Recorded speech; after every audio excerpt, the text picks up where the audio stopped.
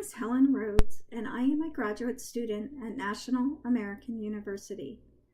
Today I am discussing the topic of international and regional free trade. This presentation was prepared for course LA6100, instructed by Professor Utter. I will discuss the subject of international trade law and then focus on the North American Free Trade Area, better known as NAFTA, and the European Economic Community, now referred to as the European Union or EU. In today's global economy, international free trade provides consumers of all nations access to all types of goods and services at lower prices. It also allows for economic growth across nations, expansion of multinational corporations, and gives opportunities for developing nations to prosper. In order to reduce tariffs and trade barriers for international trade, the General Agreement on Tariffs and Trade Agreement, referred to as GATT, was formed in 1947. This international free trade agreement was formed by 23 countries and sought to promote and improve the international trading system.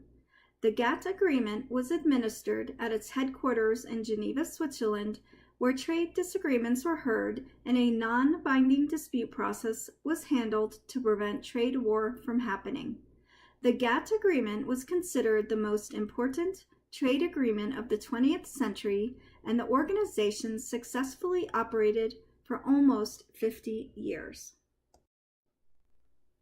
Although the GATT organization was a successful endeavor for international trade, it did not cover important trade areas such as trade in services, intellectual property, agricultural, and textile industries.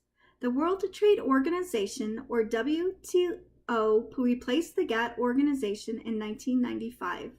WTO is the most important world organization today, with 159 member nations as of 2013. There are numerous WTO trade agreements in place, and some of the most important are the 1947 and 1994 General Agreement on Tariffs and Trade, which covers trade in goods, the General Agreement on Trade and Services for domestic markets to foreign service providers, the agreement establishing the World Trade Organization, and the WTO Dispute Settlement Understanding Agreement. In addition, there are other important international trade agreements dealing with agricultural, textiles and clothing, sanitary practices, rules of origin, intellectual property, and policy review. Important factors to remember about the GATT and WTO international trade agreements are they allow for multilateral trade opportunities and negotiations and are meant to be transparent in nature and non-discriminatory. They also will treat domestically produced goods and imported goods the same as far as tax laws, regulations, and other national laws. GATT and WTO trade agreements also seek to eliminate quotas, to reduce tariff rates, and provide an avenue for consult and dispute resolutions. While GATT and WTO focus on global trade, there are also regional area agreements in place that promote free trade in certain regional areas or between specific countries. Regional trade areas may be created for economic, foreign policy, political, or even for security reasons in specified regions. These agreements are considered free trade agreements and typically offer reduced or no tariffs and seek to eliminate trade barriers between regions. It is important to note that some argue that regional area agreements are in conflict with the spirit of international free trade because they limit benefits to certain countries and, in essence, create a type of trading bloc. One example of a regional area agreement is the North American Free Trade Area, better known as NAFTA. This free trade agreement is between the United States, Canada, and Mexico and was created in 1994. The establishment of NAFTA was groundbreaking because it was the first comprehensive free trade agreement negotiated at the time. The objective of NAFTA was to increase economic growth and provide a better life for the people of North America. U.S. trade with NAFTA partners has more than tripled since its inception and increased more rapidly than trade with rest of world countries. A second regional area alliance is the European Economic Community, now known as the European Union or EU. This group was formed after World War II with the objective to facilitate trade and maintain peace and human rights within the region. Although the EU is now a single organization, it was first created as three separate communities: the European Community, the European Coal and Steel Community, and the European Atomic Energy Community. Today, there are 28 member states in this union. Joining the EU is a complicated process, and states must submit an application and will be offered free trade incentives in return for committing to economic and political reform.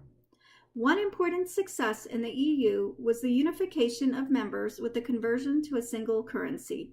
The advantage to this initiative was to stimulate trade within the EU and eliminate differences in exchange rates. A drawback to having a single currency is the centralization of power into a small group of individuals, which risks the EU's fundamental principle of promoting individual liberty. In 2016, the United Kingdom announced it would be pulling out of the EU because it felt the EU was ignoring important social and human rights, such as the poor treatment of immigrants. Since then, France, the Netherlands, Austria, Finland, and Hungary have threatened to leave the EU. This is in part due to a slow and unequal growth in the nations. For example, Italy is now experiencing a 40% unemployment rate. All members agree the EU needs radical reform. Opponents of free trade believe not enough has been done to improve competitiveness, labor standards, and environmental conditions. However, there are many advantages to free trade.